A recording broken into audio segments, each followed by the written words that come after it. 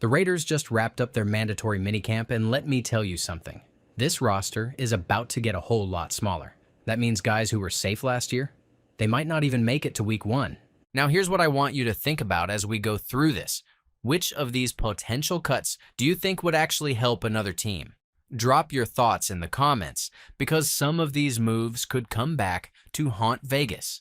What's up, buddies? Welcome back. If you are new here, make sure you hit the subscribe button. We cover all Raiders news here on this channel. Let's start with the most obvious one, and honestly, the guy I'm most confident gets cut, Thayer Munford. This one hurts because I actually liked what he showed as a 7th round pick in his rookie year. He stepped in at both tackle spots and looked serviceable. But here's the thing. Serviceable doesn't cut it when you're fighting for the 8th or 9th offensive line spot. DJ Glaze took that right tackle job and ran with it. Munford got hurt, lost his spot, and now they've moved him inside to guard. That tells you everything you need to know about where he stands. When a team moves you from your natural position, you're already on thin ice. Look at the math here. Colton Miller's locked in at left tackle. Jackson Powers-Johnson is your center. You've got 2 rookie guards in Caleb Rogers and Charles Grant. That's 4 spots right there. Then you add Alex Kappa and Dylan Parham at the guard spots. DJ Glaze at right tackle makes 7. If they keep 8 offensive linemen, which is pretty standard, that leaves 1 spot. 1 spot for Munford, Dalton Wagner, Will Putnam, Jordan Meredith, and whoever else they like. The problem for Munford is he doesn't have that center flexibility that guys like Meredith bring. In today's NFL, versatility is everything. If you can't play multiple positions, you better be damn good at the one you do play. The Raiders have shown they'll cut bait on injured players. Look at Nate Hobbs. They let him walk partially because of availability concerns. If John Spytek values durability, and he clearly does, then Munford's injury history becomes a massive red flag. Next up is Tommy Eichenberg, and this one might surprise some people. 5th round pick, linebacker, should be safe, right? Wrong. This new regime didn't draft him, and they've completely overhauled the linebacker room. They brought in Elandon Roberts, Jermaine Pratt, Devin White, and Jalen Smith. That's 4 veteran linebackers they specifically chose to add. Then you draft Cody Lindenberg in the 7th round. He might be a late pick, but he's their pick. You've got Amari Gaynor, who looked way better than Eichenberg in preseason last year. That's 6 linebackers, and most teams don't carry more than 5 or 6. Here's the brutal truth about Eichenberg. He hasn't shown anything that screams NFL linebacker. His biggest value is special teams, but you can find special teams players anywhere. They don't need to be 5th round picks. When you're playing mostly nickel defense, you need linebackers who can either rush the passer or cover in space. Eichenberg doesn't really do either at a high level. The versatility factor kills him here too. Guys like Gaynor and Lindenberg can line up on the edge and rush the passer. Eichenberg is stuck in that traditional linebacker role that's becoming less valuable every year. Unless he makes a massive leap in training camp, I think he's gone. Now we get to Dylan Parham, and this one genuinely pisses me off. Not because he should be cut, but because the Raiders have completely mishandled his development. They drafted him as a right guard, moved him to left guard, then back to right guard, now back to left guard again. You can't develop a young lineman when you're constantly moving him around, but here's the real issue.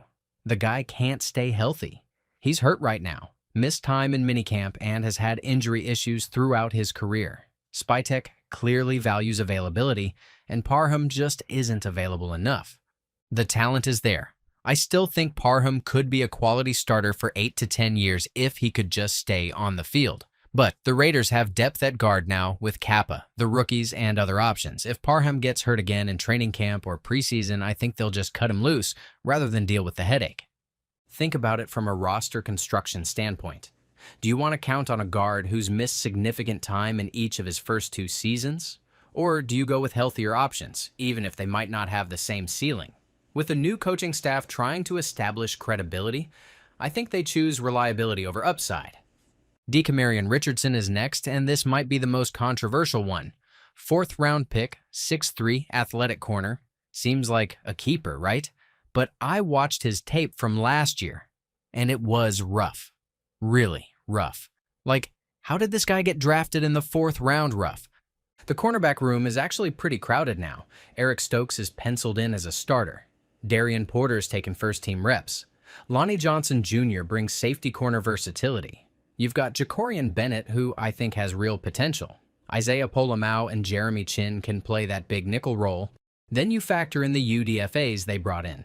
Greedy Vance, Mello Dotson, John Humphrey. These guys are hungry and didn't cost a fourth-round pick.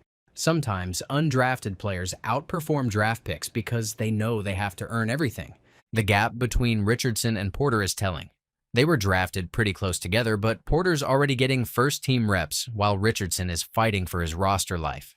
That's not a good sign for a guy who was supposed to be part of the long-term solution. Pete Carroll's history suggests he's not afraid to move players around. He'll take a safety and make him a slot corner full-time. He'll find ways to use athletic players, even if they weren't good at their original position. If Carroll doesn't see anything in Richardson that he can work with, that's probably it for him. Finally, let's talk about the running back situation, because I think both Zamir White and Dylan Laube are in serious trouble. The Raiders completely overhauled this position, and for good reason. It was arguably their worst position group last year. They brought in Raheem Mostert, who people are calling old and washed, but he had 18 touchdowns 2 years ago and knows the wide zone scheme perfectly. That's exactly what Chip Kelly wants to run.